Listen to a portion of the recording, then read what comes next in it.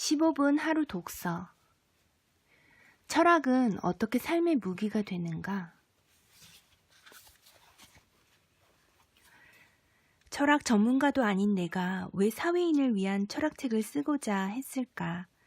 그 이유는 각자의 자리에서 성실하게 일하며 이 사회를 이루고 영위하는 데 크고 작은 역할을 맡고 있는 개인들이야말로 철학의 본질을 알고 있어야 한다고 굳게 믿기 때문이다. 최근에서야 철학을 중심으로 한 교양 과목이 앞으로 세상에 막대한 권력과 영향력을 미치게 될 엘리트를 교육하는 데 중요하다는 사실이 대두되고 있다. 하지만 서양의 경우 유럽의 엘리트 양성을 담당해온 교육기관에서는 오래전부터 철학과 역사를 필수 과목으로 가르쳐왔다. 지금도 마찬가지다. 정치, 경제 분야에 무수히 많은 엘리트를 배출하고 있는 옥스퍼드 대학교의 간판 학부 PPE에서는 철학이 새 학문의 필두로 꼽힌다. 프랑스의 고등학교 과정인 리세에서도 이과와 문과를 불문하고 철학이 필수 과목으로 지정되어 있으며 대학 입학 자격 시험인 바칼로레아의 첫날 첫 시간에는 전통적으로 철학 시험이 실시된다. 프랑스에 오래 머물러 본 적이 있는 사람이라면 회사나 카페 등에서 바칼로레아의 철학 시험에 어떤 문제가 나올지, 그리고 자신이라면 어떻게 대답할지 토론하는 젊은이들이 많다는 사실을 알 것이다. 미국만 해도 엘리트 경영자 교육기관으로 명성 높은 아스펜 연구소에서는 세계에서 가장 시급이 높은 글로벌 기업의 경영 간부 후보들이 멋진 스키 리조트가 있는 아스펜 산기슭에 모여 플라톤, 아리스토텔레스, 마키아벨리, 홉스, 로크, 루소, 마르크스 등 철학과 사회학의 고전을 착실히 배우고 있다. 그들은 왜 기꺼이 시간을 할애하여 걸핏하면 쓸모없는 학문으로 치부되기 일쑤인 철학을 우선순위로 배우고 있는 것일까? 아스펜 연구소의 설립 계기가 된 1949년 괴테 탄생 200주년 기념제의 발기인 가운데 한 사람이자 당시 시카고 대학교 총장이었던 로버트 허친스는 리더가 교양을 갖추어야 하는 이유를 다음과 같이 설명했다. 교양 없는 전문가야말로 우리의 문명을 가장 위협하는 존재다. 전문 능력이 있다고 해서 교양이 없거나 매사에 무지해도 되는 것일까? 참으로 강렬하다. 철학을 배우면 어떤 일에 도움이 된다거나 멋있어 보인다거나 현명해진다는 것이 아니고 철학을 배우지 않고 사회적 지위만 얻으면 문명을 위협하는 존재, 한마디로 위험한 존재가 된다고 지적하고 있다. 그렇다면 우리는 어떠한가? 나는 우연한 기회에 2018년 1월에 열린 간사이 경제동호회의 발제자로 참가하여 간사이 지역의 재계를 대표하는 경영자들과 함께 문화와 기업의 관계를 주제로 토론했다. 그때 나는 이 주제에 관해 제대로 자기 의견을 말할 수 있는 경영자가 적어도 그 자리에는 한 명도 없다는 사실을 깨달았다. 그곳에 참석한 경영자 대부분이 문화는 돈이 되지 않는다. 지역 문화에 투자하고 싶지만 시간이 없다. 라는 식의 유치한 발언으로 일관하는 바람에 기업 경영이 문화 형성에 미치는 영향에 관해 깊이 있는 의견을 나누지 못했다. 이렇게 교양 없는 돈벌이 전문가들이 이끄는 수많은 일본 기업이 놀라울 정도로 숱하게 위법 행위를 저지르고 있는 시대 상황을 생각해 보면 반세기 이전에 이미 철학의 중요성을 역설한 허친스 교수의 문제의식이 얼마나 통찰력 깊은 것이었는지 잘 알 수 있다. 로버트 허친스 교수의 문제 제기를 토대로 리더가 철학적 소양을 갖춰야 하는 이유를 알아보았다. 이제 나의 경험을 바탕으로 철학을 배움으로써 얻게 되는 4가지 이점을 살펴보려 한다. 첫째, 상황을 정확하게 통찰한다. 어쩜 그런 생각을 다 하셨어요? 클라이언트들과의 회의에서 자주 듣는 말이다. 케이스에 따라 문제의 핵심이나 원인을 파악하기 어려울 때가 있다. 결론이라고 할 만한 것을 찾지 못한 채 회의를 마쳐야 할 즈음, 이 문제라면 혹시 이런 것이 아닐까요? 라는 나의 발언으로 마치 구름 거치듯 사안을 해결할 실마리를 찾게 될 때가 있는데, 그때마다 그들은 내게 저렇게 묻곤 한다.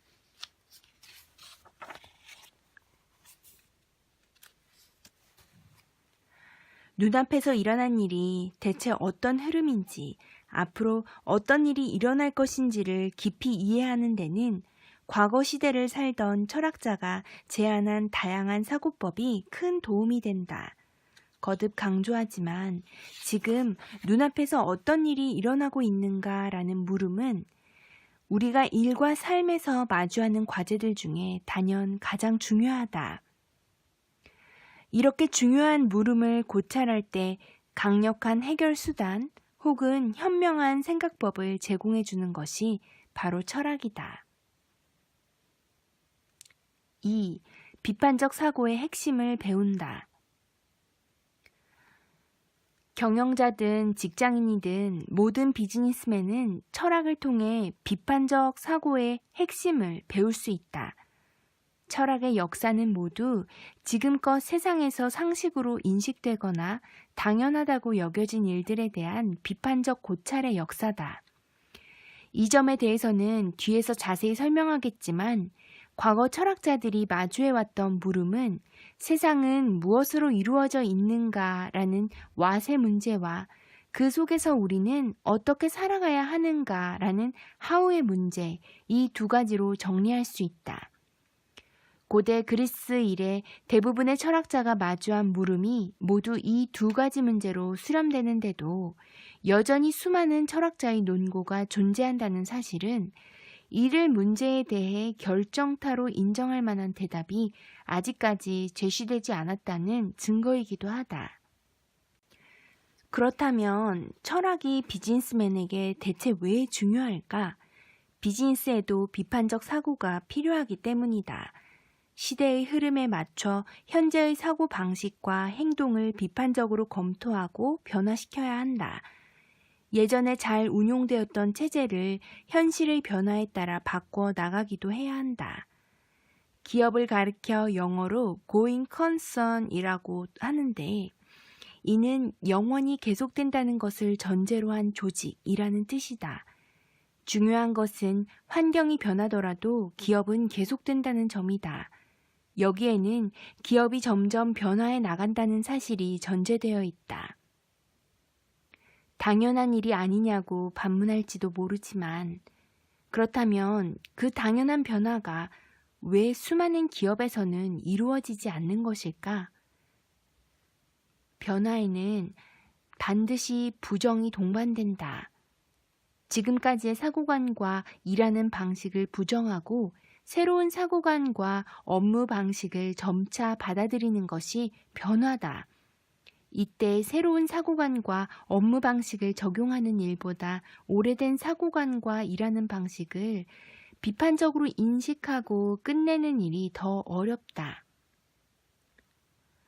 지금까지 통용된 사고관을 일단 비판적으로 재검토해보고 그 사고가 현실에 잘 맞지 않거나 현실을 명확히 설명할 수 없다면 원인을 고찰해서 새로운 패러다임을 제시해야 한다. 이는 분명 철학자가 끊임없이 해온 일이다. 직면한 문제는 다를지라도 비즈니스맨은 철학을 배움으로써 자기 행동과 판단을 무의식 중에 규정하고 있는 암묵적인 전제를 의식적으로 비판하고 고찰하는 지적 태도와 관점을 얻을 수 있다. 3. 어젠다를 정한다. 어젠다는 과제를 뜻한다. 과제를 정하는 일이 바로 혁신의 출발점이므로 상당히 중요하다. 오늘날 수많은 기업이 혁신을 최우선의 경영과제로 추진하고 있는데 솔직히 말해서 나는 대개가 혁신 놀이에 불과하다고 생각한다. 이렇게 단언할 수 있는 이유는 대부분의 경우 과제가 제대로 설정되어 있지 않기 때문이다. 모든 혁신은 사회가 안고 있는 중요한 과제를 해결함으로써 실현되게 마련이므로 과제가 설정되어 있지 않은 상태에서는 혁신도 일어나지 않는다. 과제 설정도 제대로 하지 않고 일단 아이디어를 수집하는 외부 구조를 갖추는 것으로 아이디어 완성 과정을 정비한 뒤 오픈 이노베이션을 한다고 하는 실정이니 이를 놀이라고밖에 말할 수 없다. 혁신은 지금까지 당연했던 일이 당연하지 않게 된다는 측면을 포함하고 있다. 지금까지 당연했던 일, 다시 말해 상식을 의심하는 것에서 비로소 혁신이 시작된다. 그렇다고 해서 모든 일을 사사건건 의심한다면 일상생활을 제대로 영위할 수 없다. 결론부터 밝히자면 이 역설을 푸는 열쇠는 하나밖에 없다. 중요한 것은 사람들이 흔히 말하듯이 상식을 의심하는 태도를 몸에 익힐 게 아니라 그냥 넘어가도 좋은 상식과 의심해야 하는 상식을 판별할 줄 아는 안목을 갖추는 일이다. 이러한 안목을 길러주는 것이 바로 공간축과 시간축에서 지식을 확산하는 일, 즉 교양을 갖추는 일이다. 4. 같은 비극을 되풀이하지 않는다. 철학을 배우는 마지막 이유는 두 번 다시 비극을 일으키지 않기 위해서다. 안타깝게도 과거 우리의 역사는 이렇게까지 인간이 사악해질 수 있을까 싶은 비극에 의해 새빨갛게 피로 물들었다. 그 비극이 바로 우리와 같이 지극히 평범한 사람들의 어리석음으로 인해 초래되었다는 사실을 결코 잊어서는 안 된다. 과거 수많은 철학자가 동시대의 비극을 마주할 때마다 인간의 어리석음을 고발하고 같은 비극이 두 번 다시 되풀이되지 않도록 어리석음을 극복하는 방법을 고뇌하고 이야기하고 또 글로 남겼다. 인류는 지금까지 비싼 수업료를 지불하고 다양한 실패를 경험하며 교훈을 얻었다. 과거의 철학자가 어떠한 물음에 마주했고 그에 대해 어떻게 생각했는지를 아는 일은 바꿔 말하면 우리 자신이 당시의 그들처럼 어리석은 과오를 되풀이하지 않도록 그들이 비싼 비용을 지불하고 얻은 교훈을 배우는 일이다. 바로 이것이 일반적인 실무에 관여하고 있는 비즈니스맨이 과거의 철학자가 지적한 조언에 귀를 기울여야 할 이유다. 교실 안에 있는 철학자가 세상을 움직이지는 못한다. 일찍이 사르트르나 마르크스가 발휘했던 영향력을 생각하면 이 지적에 위화감을 느끼는 사람이 많을 것이다. 하지만 사실이다. 세상을 움직이는 것은 그 사람들이 아니라 실무를 다루며 매일매일 생업에 최선을 다하고 있는, 즉 지금 이 책을 읽고 있는 당신과 같은 사람들이다.